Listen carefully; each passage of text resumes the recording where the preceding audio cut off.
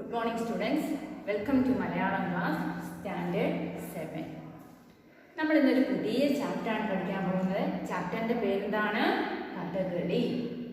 നിങ്ങൾ കഥകളിയൊക്കെ കാണാറുണ്ടോ? കഥകളി കണ്ടിട്ടുണ്ടോ? ഉത്സവങ്ങളിലൊക്കെ നമ്മൾ കഥകളി കണ്ടിട്ടുണ്ട്. അപ്പോൾ കേരളത്തിന്റെ തനത് കലാരൂപമാണ് കഥകളി. 17, 18 നൂറ്റാണ്ടിൽ ജീവിച്ചിരുന്ന കൊട്ടാരക്കര തമ്പുരാനാണ് ഈ ദൃശ്യകലയ്ക്ക് ജന്മം നൽകിയത്. ഇപ്പൊ രാമനാട്ടത്തിൽ നിന്ന് എടുത്തിട്ടുള്ളതാണ് ഈ കഥകളിയുടെ ആദ്യ രൂപം. ഇനി ഇതിന്റെ നമുക്ക് ഇൻട്രൊഡക്ഷൻ ഒന്ന് നോക്കാം. അതിനുശേഷം നമുക്ക് പാഠഭാഗത്തിലേക്ക് കടക്കാം. ഓക്കെ. അപ്പൊ കേരള സംസ്കൃതിയുടെ യശസ് ദേശാന്തരങ്ങളിലേക്ക് വ്യാപിച്ച കലാരൂപമാണ് കഥകളി. 18 നൂറ്റാണ്ടുകൾക്കിടയിൽ, അതായത് 17, 18 നൂറ്റാണ്ടുകൾക്കിടയിൽ ജീവിച്ചിരുന്ന ഒരു കൊട്ടാരക്കര തമ്പുരാനാണ് കഥകളി എന്ന ദൃശ്യകലയ്ക്ക് രൂപം നൽകിയത്.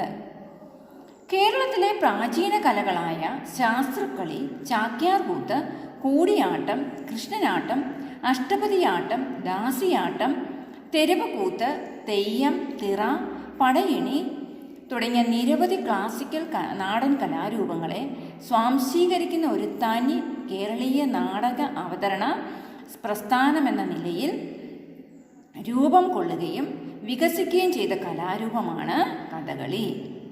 അഭിനയത്തിൻ്റെ വകഭേദങ്ങളായ നൃത്യം, നാട്യം എന്നിവയും ആംഗികം, സാത്വികം, ആഹാര്യം എന്നിവയും ഇതിൽ തുല്യങ്ങളായി സമ്മേളിച്ചിരിക്കുന്നു.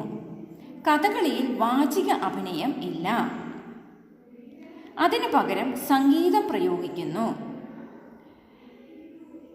ചെവിക്ക് ഇമ്പം നൽകുന്ന വാദ്യം, ചിത്രകലയും ശില്പകലയും ചേരുന്ന വേഷവിധാനം എന്നിവയും അഭിനയത്തിൻ്റെ മാറ്റ് വർദ്ധിപ്പിക്കുന്നു.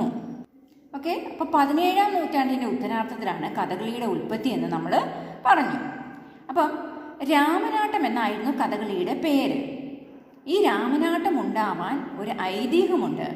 അതായത് കോഴിക്കോട് നമ്പൂതിരിയുടെ നേതൃത്വത്തിൽ അക്കാലത്ത് കൃഷ്ണനാട്ടം എന്നൊരു കലാപ്രസ്ഥാനം കോഴിക്കോട്ട് ഉണ്ടായിരുന്നു. കൊട്ടാരക്കരയിൽ നടന്ന ഒരു ഉത്സവത്തിന് കൃഷ്ണനാട്ടത്തെ കൊട്ടാരക്കര തമ്പുരാൻ ക്ഷണിച്ചു. ആ ക്ഷണം നിരസിക്കുകയും നമ്പൂതിരി ചെന്നവരോട് ഇങ്ങനെ പറയുകയും പറഞ്ഞു വിടുകയും ചെയ്തു: കൃഷ്ണനാട്ടം കണ്ട് രസിക്കാൻ ത്രാണിയുള്ളവർ കൊട്ടാരക്കരയിലില്ല. അതിൽ അമർഷവും വാശിയും പൂണ്ട തമ്പുരാൻ രാമനാട്ടം നിർമ്മിച്ചുവെന്ന് പറയുന്നു. രാമായണ കഥയാണ് രാമനാട്ടത്തിൻ്റെ ഇതിവൃത്തം. ഇന്നത്തെ നിലയിൽ കഥകളി എത്തിയത് നിരവധി പരിഷ്കരണങ്ങൾക്ക് ശേഷമാണ് ഈ കഥകളിയായിട്ട് രൂപപ്പെട്ടത്. ഓക്കെ. ഇനി നമുക്ക് പാഠഭാഗത്തിലേക്ക് കടക്കാം. കഥകളി കേരളത്തിൻ്റെ തനതായ ഒരു കലാവിശേഷമാണ് കഥകളി. അപ്പം നമ്മൾ ഈ ഒന്നാമത്തെ ഖണ്ഡികയിൽ എന്താണ് പഠിക്കാൻ പോകുന്നത്? കഥകളി കേരളീയമല്ലെന്ന് പറയുന്ന ചില പണ്ഡിതന്മാരുടെ അഭിപ്രായത്തിന് മറുപടി പറയുകയാണ് നമ്മുടെ ലേഖകൻ.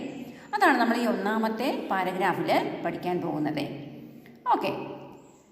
കഥകളി എന്ന് കേൾക്കുമ്പോൾ മറുനാട്ടുകാർക്ക് മറ്റൊരു നാടുമല്ല ഓർമ്മയിൽ വരിക, കേരളം മാത്രമാണ്. കേരളമെന്ന് കേൾക്കുമ്പോൾ കലാരസികർക്ക് കഥകളിയുടെ നാട് എന്നേ പെട്ടെന്ന് പറയാൻ തോന്നൂ. അപ്പം നോക്കിയേ, കേരളത്തിൻ്റെ തനതായ ഒരു കലാവിശേഷമാണ് കഥകളി എന്ന് പറഞ്ഞാൽ എന്താ? തനതായ എന്ന് പറഞ്ഞാൽ സ്വന്തമായ. അപ്പം കേരളത്തിൻ്റെ സ്വന്തമായ ഒരു കലാവിശേഷമാണ് കഥകളി. കഥകളി എന്ന് കേൾക്കുമ്പോൾ മറുനാട്ടുകാരെന്ന് പറഞ്ഞാൽ അന്യനാട്ടുകാർക്ക് മറ്റൊരു നാടുമല്ല ഓർമ്മയിൽ വരിക, കേരളം മാത്രമാണ്, അല്ലേ? ഓക്കെ.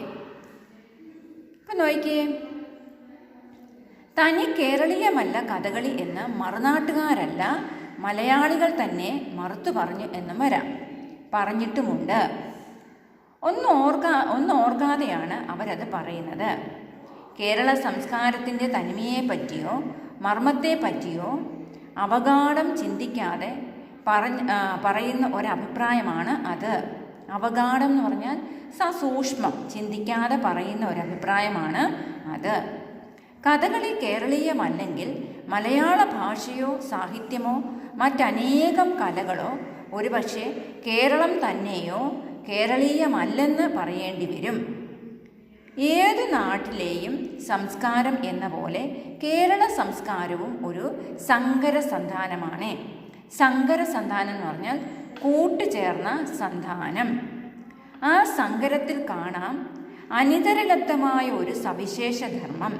അപ്പോൾ അനിതരലബ്ധം എന്ന് പറഞ്ഞാൽ എന്നാ? മറ്റെങ്ങും ലഭിക്കാത്ത. അനിതരലബ്ധം എന്ന് പറഞ്ഞാൽ മറ്റെങ്ങും ലഭിക്കാത്ത ഒരു സവിശേഷ ധർമ്മമുണ്ട്. അതാണ് നാടിൻ്റെ വ്യക്തിമുദ്രയായി പ്രശോഭിക്കുന്നത്. ആ മർമ്മം കണ്ടെത്തുവാൻ കുറേയേറെ പിന്നോട്ട് പോകേണ്ടി വരും. പലതും ചിക്കിത്തിരിയേണ്ടി വരും. ചിക്കിത്തിരിയുക എന്ന് പറഞ്ഞാൽ പരിധി അന്വേഷിക്കുക, അല്ലേ? ഓക്കെ. ചലനാത്മകതയാണല്ലോ സംസ്കാരത്തിൻ്റെ അനിവാര്യ ധർമ്മം. അനിവാര്യ ധർമ്മം എന്ന് പറഞ്ഞാൽ എന്താണ്? ഒഴിച്ചുകൂടാനാവാത്ത ധർമ്മം. അപ്പോൾ ഒഴിച്ചുകൂടാനാവാത്ത ധർമ്മം ഏതാണ്? ചലനാത്മകതയാണ്. ഒന്നും ഒരിടത്തും ചടഞ്ഞുകൂടി നിൽക്കുന്നില്ല. എന്നുമെന്നും എല്ലാം പാഞ്ഞുകൊണ്ടേയിരിക്കും. ആ പരക്കം പാച്ചിലിൽ പലതും പലയിടത്തും തങ്ങി നിൽക്കും. എന്തെല്ലാം എങ്ങോ നിന്നെല്ലാം ഓടി വന്ന് തങ്ങിയാലും എവിടെ തങ്ങുന്നുവോ ആ ഇടത്തിൻ്റെ മണവും ഗുണവും അവ ആവാഹിക്കും. ആവാഹിക്കുക എന്ന് പറഞ്ഞാൽ സ്വീകരിക്കും. ഓക്കെ. കേരള സംസ്കാരത്തിൻ്റെ ഭിന്ന ഘടകങ്ങളായ ഭാഷ, സാഹിത്യം, കല, മതം, ജീവിത രീതി എന്നിവ ഓരോന്നും പരിശോധിക്കുമ്പോൾ അവയിലെല്ലാം കാണാം പല കാലങ്ങളായി പലയിടത്തും നിന്ന് വന്ന സംസ്കാര വിശേഷങ്ങളുടെ മുഖമുദ്രകൾ. ഭാഷ തന്നെ ഉദാഹരിക്കാം. തനി ദ്രാവിഡമാണതിൻ്റെ ആസ്പദം. ഔത്തരാഹ ഭാഷകളായ, അതായത് ഔത്തരാഹ ഭാഷകൾ എന്ന് പറഞ്ഞാൽ എന്താണ്? ഉത്തര ദിക്കിലുള്ള ഭാഷകൾ. പാലി തുടങ്ങിയ പ്രാകൃതങ്ങളുടെയും സംസ്കൃതത്തിൻ്റെയും അതിപ്രസരങ്ങളുണ്ടായി. പിന്നീട് അറബ്, പോർച്ചുഗീസ്, പരന്തരീസ്, ഇംഗ്ലീഷ് തുടങ്ങിയ മറ്റനേകം ഭാഷകളുടെ പല ഘടകങ്ങളും വന്ന് ലയിച്ച് ശതകം മാറും തോറും ഭാഷയുടെ മട്ടും മാതിരിയും മാറി. ഒടുവിൽ ഉണ്ടായ കാലഘട്ടത്തിൽ നിന്നും നിശേഷം വിഭിന്നമായ ഒരു വസ്തുവായി പരിണമിച്ചിരിക്കുന്നു ഇന്ന് അത്. ഓക്കെ. ഇപ്പം നോക്കി, ഈ അറബ്, പോർച്ചുഗീസ്, പരന്തരീസ് എന്ന് പറഞ്ഞാൽ ഫ്രാൻസ് ഭാഷയാണ് കേട്ടോ. ഇംഗ്ലീഷ് തുടങ്ങിയ മറ്റനേകം ഭാഷകളുടെയും പല ഘടകങ്ങളും വന്ന് ലയിച്ച് ശതകം മാറും തോറും ഭാഷയുടെ മട്ടും മാതിരിയും മാറി. ഒടുവിൽ ഉണ്ടായ കാലഘട്ടത്തിൽ നിശേഷം വിഭിന്നം എന്ന് പറഞ്ഞാൽ വ്യത്യസ്തമായ ഒരു വസ്തുവായി പരിണമിച്ചിരിക്കുന്നു ഇന്ന് അത്. എങ്കിലും മലയാളമായി ഒറ്റപ്പെട്ട് നിൽക്കുന്നുമുണ്ട്. അപ്പം നമ്മൾ ഈ ഖണ്ഡികയിൽ പഠിച്ച എന്താണ്? കഥകളി എന്ന് പറയുന്നത് കേരളത്തിൻ്റെ തനത് കലയാണ്, അല്ലേ? മറുത്തു പറയുന്നവർ മലയാള ഭാഷയും കേരള സംസ്കാരവും കേരളത്തിൻ്റേതല്ലെന്ന് തന്നെ പറയും. ഏത് നാട്ടിലെയും ഭാഷയും കളിയും എടുത്താൽ അവ പലതിൻ്റെയും സങ്കരമാണെന്ന് കാണാം. ഒരു സംസ്കാരം, ഭാഷ തനതായി പൊട്ടിമുളയ്ക്കുകയില്ല എന്ന് അദ്ദേഹം ഇതിനകത്ത് ഈ പാരഗ്രാഫിലൂടെ സമർത്ഥിച്ചിരിക്കുകയാണ്. ഓക്കെ, നമ്മൾ അടുത്ത പാരഗ്രാഫിൽ കഥകളിയുടെ ഉൽപ്പത്തിയെക്കുറിച്ചാണ് പഠിക്കാൻ പോകുന്നത്. അപ്പോൾ ഈ കഥകളി എന്ന് പറഞ്ഞാൽ അതിനൊരു കഥകളി സംഗീതമുണ്ട്. അപ്പോൾ കഥകളിയിൽ നാടകത്തെ പോലെ നടൻ രംഗത്ത് വന്ന് സംസാരിക്കുന്നില്ല, കണ്ടോ? അതിന് പകരം സംഗീതമാണ് കഥകളിയിൽ ഉപയോഗിക്കുന്നത്. അതുകൊണ്ട് തന്നെ കഥകളി ഒരു ഭാവപ്രധാനമാണ്. രാഗങ്ങൾക്കല്ല ഇതിൽ പ്രാധാന്യം, രാഗമനുസരിച്ചേ പാടണമെന്നുള്ളൂ. കേരളീയ സംഗീതമായ സോപാന സംഗീതത്തിൻ്റെ മാർഗമാണ് ഇവിടെ ഉപയോഗിച്ചിരിക്കുന്നത്. ഓക്കെ. അതുപോലെ തന്നെ ഈ കഥകളിയുടെ വാദ്യങ്ങൾ ഏതൊക്കെയാണ്? കഥകളിക്ക് പല വാദ്യങ്ങളും ഉണ്ട് കഥകളിക്ക്. അതായത് ചെണ്ട, ചേങ്കില, ശുദ്ധമദ്ദളം, ഇലത്താളം എന്നിവയാണ് കഥകളിയുടെ വാദ്യങ്ങൾ. ഓക്കെ.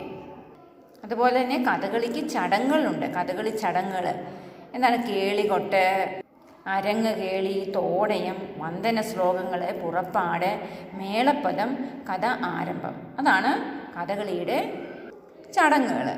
ഓക്കെ ഓക്കെ ഇനി നമുക്ക് അടുത്ത ക്ലാസ്സിൽ കഥകളിയുടെ ഉൽപ്പത്തിയെക്കുറിച്ചും പഠിക്കാം. ഓക്കെ.